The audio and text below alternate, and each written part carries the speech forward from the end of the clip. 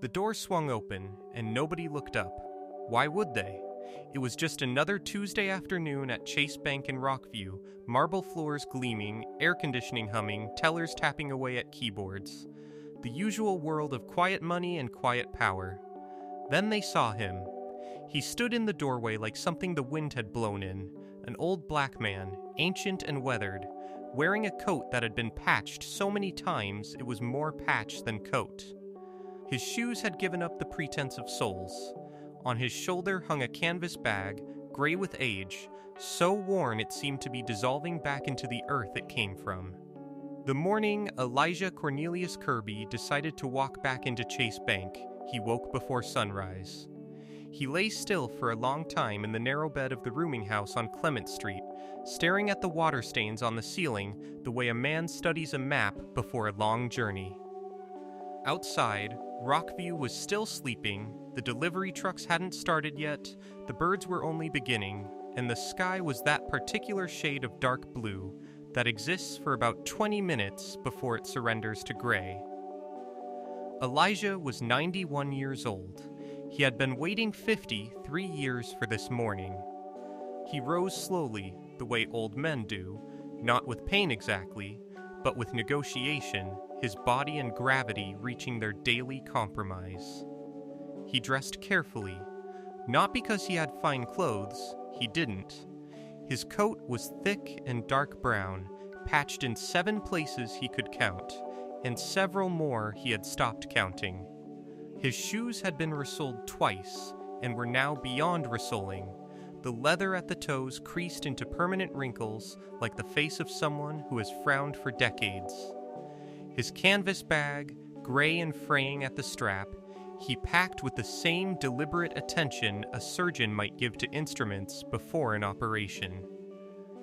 The ledger, the legal documents wrapped in oilskin, the bundles of old money. He had carried these things for half a century, moving from city to city, rooming house to rooming house, never quite settling anywhere because settling felt like surrender. He had shown these documents to lawyers who smiled patiently and sent him away.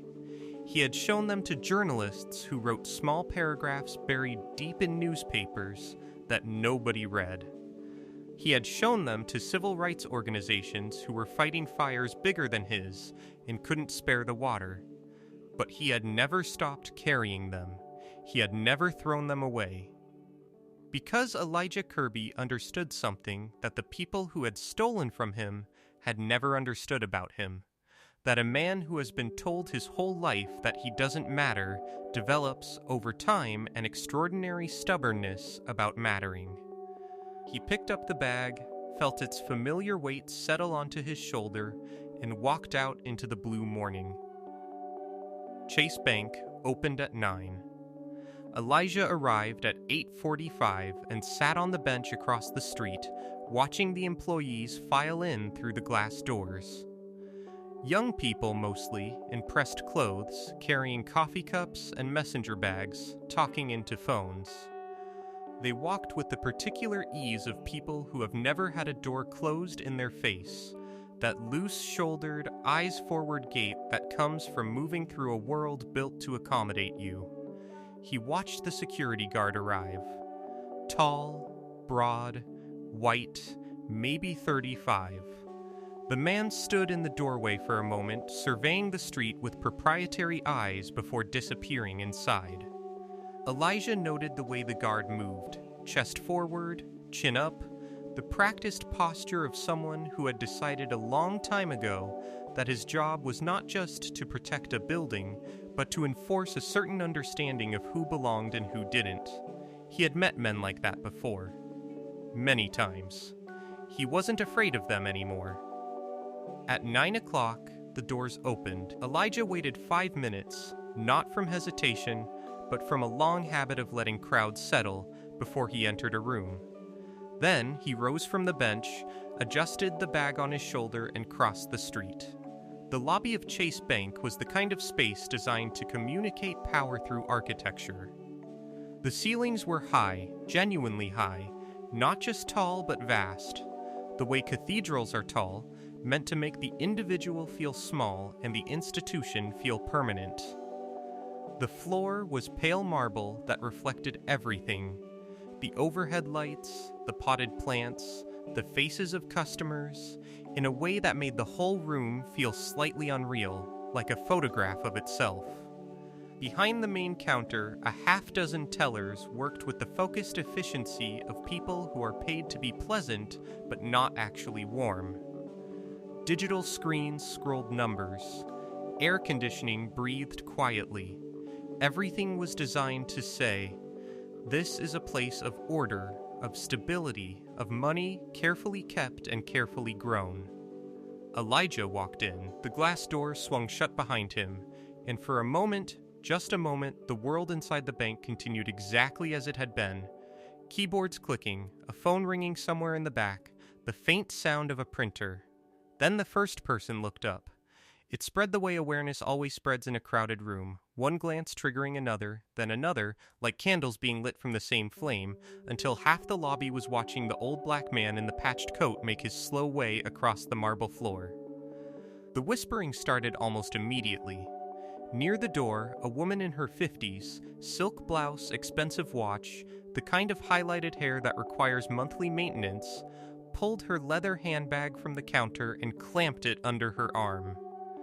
The gesture was quick and instinctive, the physical vocabulary of fear dressed up as caution. At the far end of the counter, two tellers, their name tags read Josh and Martin, leaned together like schoolboys sharing a joke. "Did he wander in here by mistake?" Josh murmured. Martin snorted quietly. "Maybe he thinks we validate parking for the shelter." They were not whispering very softly. Elijah heard every word. His face showed nothing. He walked to the center of the lobby and stopped. He stood there for a moment, not looking at the tellers, not looking at the customers, but looking at the room itself. The high ceilings, the marble floor, the bronze fixtures on the walls, the large oil portrait in its heavy gilt frame above the main counter, showing a severe-looking white man in a mid-century suit. Beneath it, a small brass plate reading, "John Williams, Founder." Elijah looked at that portrait for a long time. Something moved behind his eyes, not anger, not grief exactly, but something older and heavier than either. Something that had been carried too long to still be called fresh pain. He turned away from the portrait and looked at the room full of people who were looking at him. Then he spoke. "This bank is mine." 4 words, spoken in a voice that was quiet but absolutely clear, the voice of a man who had been practicing this sentence in his mind for 53 years and knew exactly how it should sound. The lobby went silent for 1 full second. Then the laughter came.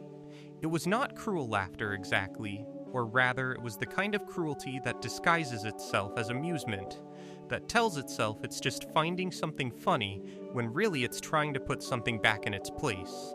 It started with a few customers and spread quickly to the tellers, who were young and mortified and laughed, partly because they didn't know what else to do, and partly because laughing felt like the safe choice, the choice that aligned them with the room's prevailing mood. Stephen Miller, the security guard Elijah had watched arrive that morning, crossed the lobby in 4 large strides. Up close, he was even bigger than he'd appeared from across the street. His uniform was immaculate. His expression was the expression of a man who was deeply certain he was right. "Okay, old-timer," he said. Not loudly. He didn't need to be loud. He had weight on his side, and authority, and the unspoken agreement of the room. "I think you've had your fun. Let's get you back outside." He gestured toward the door with the particular kind of pointing that isn't really an invitation, it's a command wearing a gesture's clothes. Elijah looked at him with those deep, dark, patient eyes. "I'm not here to cause trouble," he said. "No, I'm sure you're not." Stephen's tone was the tone of a man managing a situation, courteous on the surface, contemptuous beneath. But you're in a bank, and banks are for banking, and right now you're causing a disturbance. So if you'll just... I'm here to take back what's mine, Elijah said. What this bank took from me over 50 years ago. The laughter, which had been fading, stopped entirely. Stephen's eyes flickered, something moved behind them, some tiny involuntary adjustment, as though his inner compass had just encountered an unexpected magnetic field. He suppressed it quickly. Sir, I'm going to ask you one more time. My name is Elijah Cornelius Kirby. The old man said it the way you say something that has been true for a long time and will be true for a long time after you are gone. And what I need to show you is right here. He reached for the canvas bag on his shoulder. James Temp had been watching from his office doorway since Elijah walked in. James was the branch manager, 44 years old, third-generation Rockview, educated at Duke and then Wharton, groomed from childhood to manage things with efficiency and grace. He was good at his job. He was genuinely good at it, not just technically, but temperamentally. He had a gift for reading rooms, for knowing when to intervene and when to let situations resolve themselves. He had not intervened yet because his initial read of the situation was, confused old man, minimum disruption. Stephen will handle it in 30 seconds. But now James crossed the lobby, smoothing his tie, his manager's smile, ready like a tool in his hand. Sir, he said, arriving at Elijah's side, I'm James Temp, the branch manager. Perhaps I can help you with. Chase Bank was founded in 1948, Elijah said, turning to look at him. Do you know who founded it? James blinked. John Williams. It's been in his family. Half right, Elijah said. John Williams. And Elijah Cornelius Kirby. He looked at James steadily. I am the half that was erased. James opened his mouth, closed it, and opened it again. Before he could find the right professional words, Elijah bent down, slowly, his old joints making their silent complaints, and opened the canvas bag.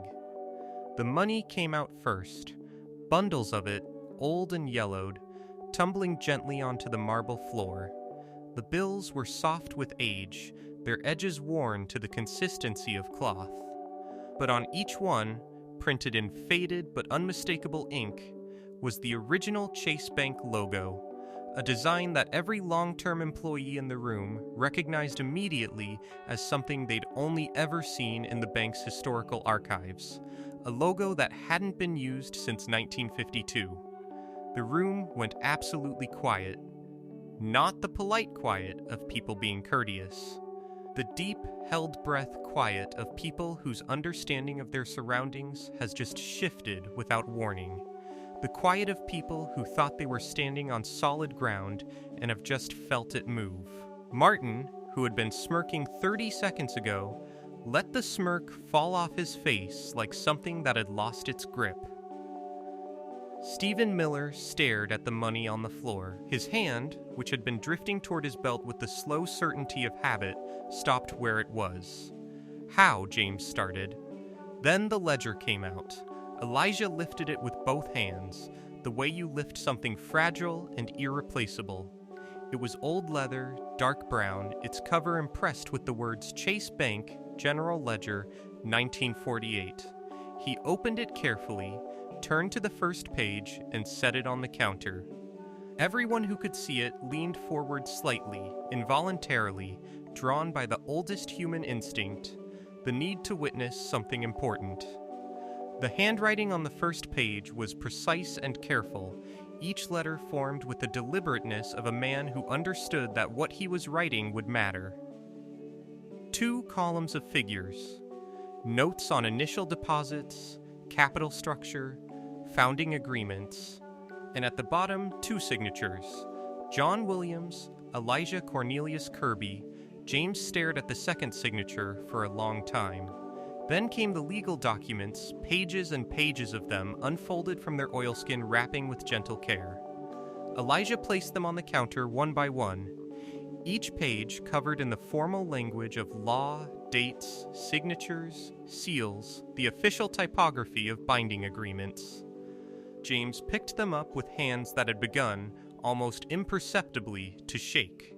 He read, He read slowly, his eyes moving back and forth across the lines, and as he read, the color drained from his face in a slow, progressive way, like paint fading in sun, not all at once, but steadily, inexorably, until the face he wore was barely recognizable as the confident, composed face that had crossed the lobby 3 minutes ago. The documents were detailed and clear. Every transfer of ownership in Chase Bank's history was recorded. Every sale, every inheritance, every restructuring. And in all of that history, across all those pages, there was no record of Elijah Kirby ever signing anything over to anyone. No voluntary withdrawal, no sale, no legal transfer, just his name, appearing on the founding documents and then vanishing completely, scrubbed from the official history as completely as if he had never existed, leaving behind only the story that the Matthews and Williams families had preferred people to believe. "It can't be," James whispered. "Read it again," Elijah said simply. Then, Elijah told the story. He stood in the center of the lobby, this man who had traveled thousands of miles carrying 53 years of stolen history in a canvas bag, and he told it the way it deserved to be told. Not with drama, not with performance, just with the careful, exhausted honesty of someone who has told a true story so many times to so many people who refuse to believe it that the telling itself has become an act of endurance. He and John Williams had met in 1945 in a city far from Rockview. Williams was a white man from a modest family, ambitious and restless, full of big ideas and short on capital.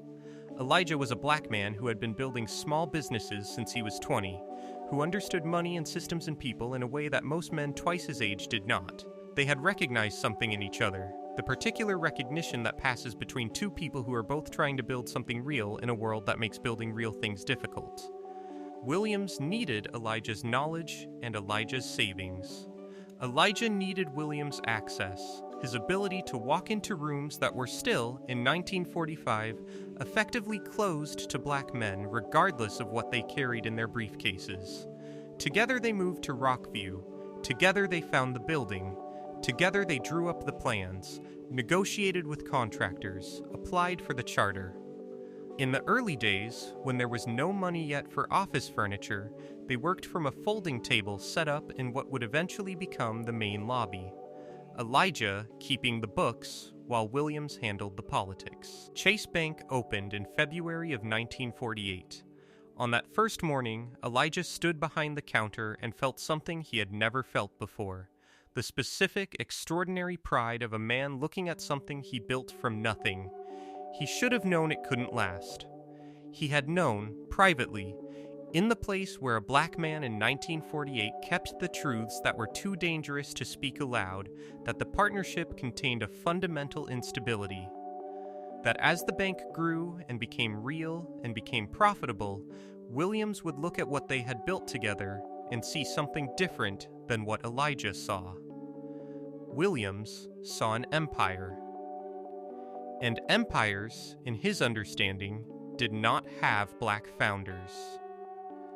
The conspiracy assembled itself quietly over about 18 months. Williams began meeting privately with a group of white shareholders, men from old Rockview families who had money in the bank and influence throughout the county. He told them that Elijah was incompetent, that his presence was damaging the bank's reputation, that respectable customers were uncomfortable doing business with an institution that had a black man's name on the charter. The shareholders, who wanted to protect their investments and found Williams' reasoning convenient, agreed to back a formal removal. One morning in October of 1949, Elijah arrived at the bank to find a legal notice tacked to his office door. By the time he had read it twice, Williams' lawyer was already waiting in the lobby to explain that his partnership was being dissolved, his ownership formally contested, and his access to the building revoked pending resolution. Elijah fought. Of course he fought. He fought with everything he had, which meant he fought with the evidence, because the evidence was overwhelming, because the truth was entirely on his side. He hired lawyers, 3 different ones over 5 years, each of whom believed in his case and none of whom could make it matter in courtrooms presided over by judges who looked at Elijah Kirby and saw first and before anything else a black man who should know his place. One judge, Elijah remembered his face with the perfect clarity that comes from a memory you have turned over 10,000 times, looked directly at him across the courtroom and said, "Without embarrassment, without apology, you should know your place. How could a man like you ever run a bank?" After that, Elijah stopped fighting in courts. But he never stopped gathering evidence. By the time Elijah finished speaking, the lobby of Chase Bank had been completely transformed. The customers who had laughed 30 minutes ago were now silent in the particular way of people who feel ashamed of themselves and have not yet decided what to do about it. The tellers had stopped pretending to work. Even the air conditioning seemed to have paused. James Temp sat in a chair that had appeared from somewhere. One of the tellers had quietly brought it over, a small unconscious act of deference, with the legal documents spread across his lap, reading and rereading with the expression of a man who keeps checking the math in hope that the answer will change. It didn't change. Stephen Miller stood against the far wall with his arms crossed over his chest, and his face was doing something complicated. He was a man whose entire professional identity was built around the idea of protection. Protecting the bank, protecting order, protecting the way things were supposed to work. That identity required a simple moral architecture. There were people who belonged and people who didn't, and his job was to enforce the difference. But the simple architecture was developing cracks. The documents were real. The money was real. The old man's story was landing with the heavy, unavoidable weight of things that are true. Stephen didn't know what to do with any of it. So he did what people do when they don't know what to do with something true that they don't want to accept. He got angry. Enough. His voice came out harder than he'd intended, bouncing off the marble in a way that made several people flinch. He stepped away from the wall and walked toward the center of the lobby, and his hand went to his belt, not drawing his weapon, but resting there, the universal signal of a man reminding everyone in the room what he's carrying. "I don't know what this old man has told you," Stephen said, and his voice was the voice of someone trying to put something back in a box that has already been opened. "But I know a scam when I see one. 50-year-old money and some papers he probably had printed last week? You're all standing here like this is real." "Stephen." James's voice was quiet, but it cut through. Stephen turned. "Don't, James. Don't do this. I've read them," James said. He stood up from the chair slowly, the document still in his hands. He looked older than he had when Elijah walked in, not in years, but in something harder to name. The look of a man who has just discovered that the foundation his life was built on was poured over someone else's loss. Every page, the signatures, the seals, the dates. These are real, Stephen. All of it. You can't know that. I know this bank's history better than anyone in this room. I wrote my college thesis on it. James's voice was steady now, steadier than it had any right to be given how much his hands were shaking. I know exactly what documents existed and what they said, and what I'm holding right now should not exist, except it does, because it was never destroyed. Because Elijah kept it. For 53 years he kept it. He looked at the old man. Elijah stood with the quiet stillness of someone who has been waiting for a very long time and has learned to be comfortable in the waiting. "I'm sorry," James said, and he meant it in the way you only mean things when you're apologizing not for yourself, but for something larger than yourself, for the institution, for history, for the particular way that powerful people's decisions echo forward through decades and land on the shoulders of people who had no. Say in them, "I'm sorry this happened to you." Elijah nodded once, just once. Then Stephen drew his gun. Not all the way, not aiming, not threatening with the directness that would have been unambiguous, just drawing it partway, enough to be seen, enough to change the temperature of the room immediately and completely. Every sound stopped. Every movement stopped. Customers who had been edging toward the door froze where they stood. The tellers behind the counter pressed back against the wall. Even James went very still. "Stephen," he said, his voice carefully controlled, "put it away." "I am doing my job," Stephen said. His voice was shaking slightly, which made him more dangerous, not less. A man who is frightened of losing control has fewer brakes on what he might do. This man has walked into a bank and threatened the institution and everyone in it, and I am. He hasn't threatened anyone. He's threatening everything. And there it was, the real fear, naked for a moment before Stephen covered it back up with aggression. He wasn't afraid of Elijah. He was afraid of what Elijah represented. The possibility that the world Stephen had organized himself around was built on a story that wasn't true. James stepped forward. He put himself between the gun and Elijah, a movement so deliberate and calm that it took everyone in the room a moment to understand what he had done. Stephen. His voice was very quiet now, the quietness of something that has made up its mind. "Look at me." Stephen looked at him. "I have gone through every document this man brought. I have read everything. And what I've found is that this bank, our bank, the institution we both work for, was built on an act of theft and racial injustice that happened before either of us was born. We didn't do it. But we have been benefiting from it every single day." He paused. "That ends today. Either we face what's true, or we're no better than the people who buried it the first time." The gun wavered. "You'll lose everything," Stephen said, but the fight had gone out of his voice. It was almost a question. "Maybe," James said, "but I'll still have myself."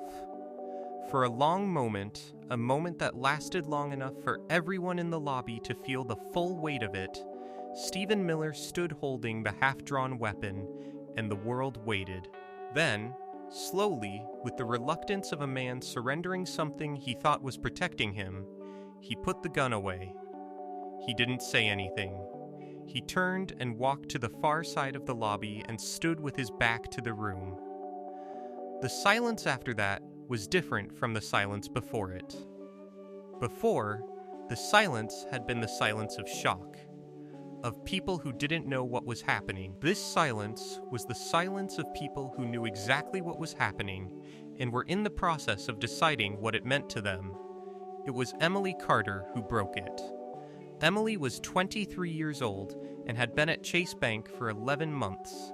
She was the kind of employee who arrived 5 minutes early and stayed 5 minutes late and never caused any trouble whatsoever, because she was paying off student loans and couldn't afford to cause trouble. She had watched everything from behind her counter with wide, horrified eyes. Now she stepped out from behind that counter.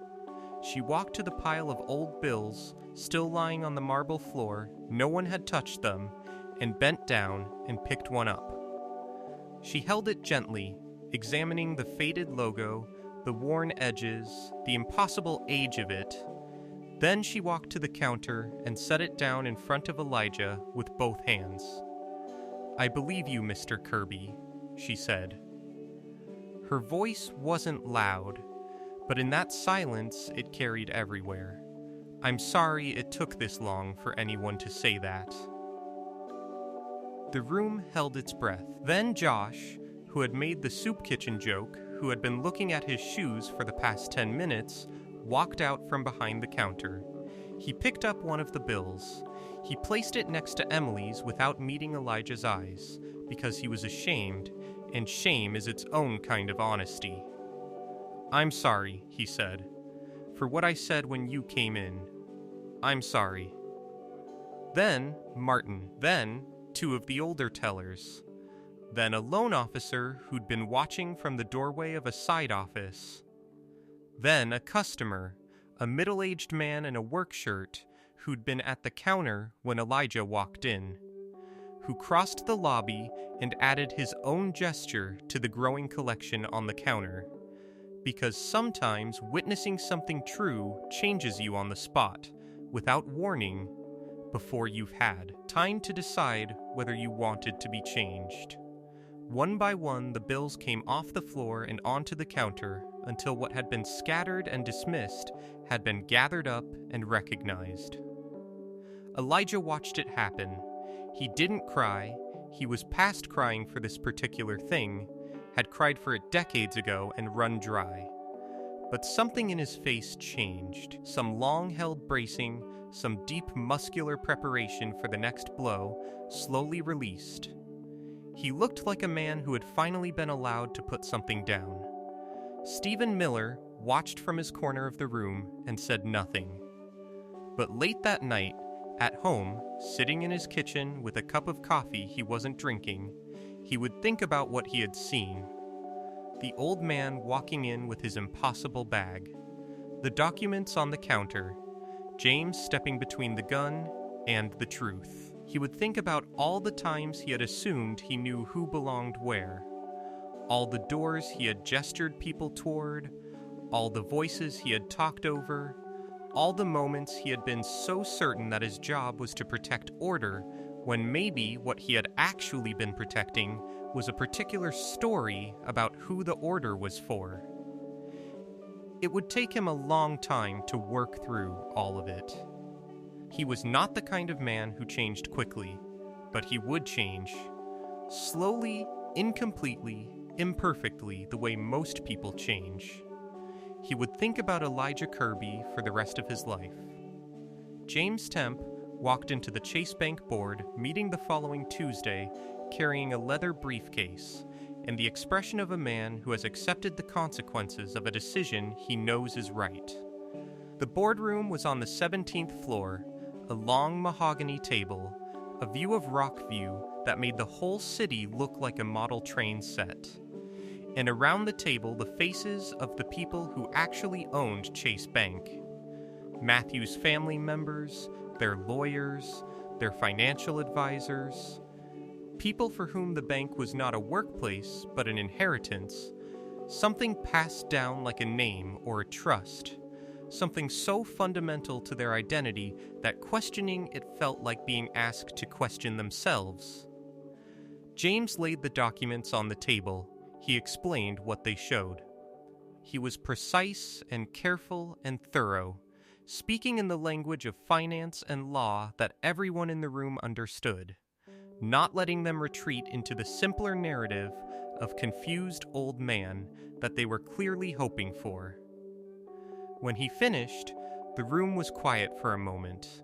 Then the managing director of the Matthews family interests, a man named Theodore Matthews IV, who had the patrician confidence of someone who has never in his adult life been told no, leaned forward and smiled the kind of smile that is made entirely of threat. "James," he said pleasantly, "I think you need to consider very carefully what you're doing here." "I have," James said. "I've been considering it for 6 days. Your career. My career is important to me. So is my conscience. I'm hoping to keep both." The smile did not waver. "That may not be possible. Then I'll keep the one that matters." Theodore Matthews leaned back. The smile stayed on his face, but something behind it shifted, the micro-adjustment of a man who has just realized, for possibly the first time in his life, that the person across from him is not going to yield. "We'll be consulting our lawyers," he said. "I expected that," James said. "So did ours." The story broke the following Thursday. It ran first in the Rockview Gazette, a long, carefully reported piece that laid out the documentary evidence in full. By Friday evening, it had been picked up by 3 regional papers. By Saturday morning, it was national. The response was extraordinary, not because the story itself was extraordinary in the annals of American history, where the theft of black wealth and the erasure of black founders was neither new nor rare, but because of the documents. Because Elijah had kept the documents. Because across 53 years of poverty and rejection and the quiet daily cruelty of being told he was nobody, he had never let go of the proof that he was someone. That was what moved people. Not the injustice. The injustice, for many, was familiar, expected, part of a history they already knew in their bones. What moved people was the persistence, the refusal, the image of an old man who had been stripped of everything except his evidence, and who had carried that evidence for more than half a century, and who had finally walked back into the room where the lie was still being told and said, simply and clearly, I am still here. I am still here. I am still here. Letters arrived at the bank. Then phone calls. Then people, civil rights lawyers, historians, journalists, ordinary citizens who had read the story on their phones over breakfast and felt something shift in them. A retired judge sent a letter that was 3 pages long and ended with an apology. A law school clinic in Charlotte offered pro bono representation. The legal case, when it formally began, was complex and expensive and took years. The Matthews family fought every centimeter of it through motions and appeals and procedural delays and all the machinery that money can buy when it wants to slow down justice. There were days when it seemed impossible, days when the weight of what Elijah was trying to do seemed larger than any one man could sustain. But Elijah had been doing impossible things for 53 years. He could wait a little longer. On the afternoon when it all began, after the documents were in James's hands and Stephen had put his gun away and the bank employees had placed the old bills on the counter one by one, Elijah Kirby picked up his empty canvas bag and walked toward the door. People stepped aside for him, not dramatically, not with ceremony, just the quiet, unthinking parting of a crowd that has recognized something. At the door he paused. He turned and looked back at the lobby, the high ceilings, the marble floor, the bronze fixtures, the portrait of John Williams above the counter. He looked at James Temp, who met his eyes with the complicated expression of a man who has chosen rightly and knows the bill is coming. He looked at Emily Carter, who was still standing at the counter with her hands folded, watching him. He looked at Josh, who finally met his gaze and didn't look away. He looked at the portrait one more time. John Williams, founder. He thought about all the things he might feel looking at that. Rage. Grief. The burning injustice of a name erased. A life dismissed. A man unmade by other men's convenient stories. He felt those things. Somewhere deeper than expression, he felt all of them. But what he felt most, standing in the doorway of the bank he had built 76 years ago, was something simpler and more complete. He felt arrived. "Thank you," he said to the room. His voice was gentle, the voice of someone who has gotten what they came for and no longer needs to be loud. "Thank you for listening. That's all I ever needed. Someone to listen." He stepped through the door. The afternoon sunlight hit his face, warm, unhurried, indifferent to history in the way that sunlight always is. It shone on the patched coat and the worn shoes and the old man's silver hair and the empty canvas bag hanging from his shoulder. Elijah Cornelius Kirby stood on the sidewalk outside the bank he had founded and lifted his face to the sun. He breathed in. He breathed out. He had carried the truth for 53 years. Today, at last, he had put it down somewhere it would be held. That was enough. That was everything. Somewhere behind him, through the glass doors, James Temp was already on the phone to the bank's legal counsel. Emily Carter was printing copies of the documents. Josh was looking up the number for the State Banking Commission. The work was just beginning. But then, the work is always just beginning. That's the thing about justice, it doesn't arrive fully assembled like a package delivered to your door. It arrives in pieces over time through the accumulated decisions of individual people who choose, in their own small moments, to step forward instead of back. Emily choosing to pick up the bill. Josh choosing to apologize. James choosing to place himself between the gun and the truth. Stephen choosing eventually to lower his hand. These were not grand gestures. They were small decisions made by imperfect people in a moment when it cost them something. But justice is built from exactly these, from the 10,000 small moments when ordinary people choose, against the pressure of everything comfortable and familiar, to stand on the side of what is real. Elijah Kirby had known this his whole life. He had built a bank on this once. He would build something again. Some debts take generations to come due, but they come due. Some truths take lifetimes to surface, but they surface. And some men, quiet, persistent, impossible to extinguish, carry the proof in a canvas bag for 53 years, walk back into the room where the lie is still being told, and say clearly, without drama, without apology, I am still here. I was always here, and I am not leaving without what is mine.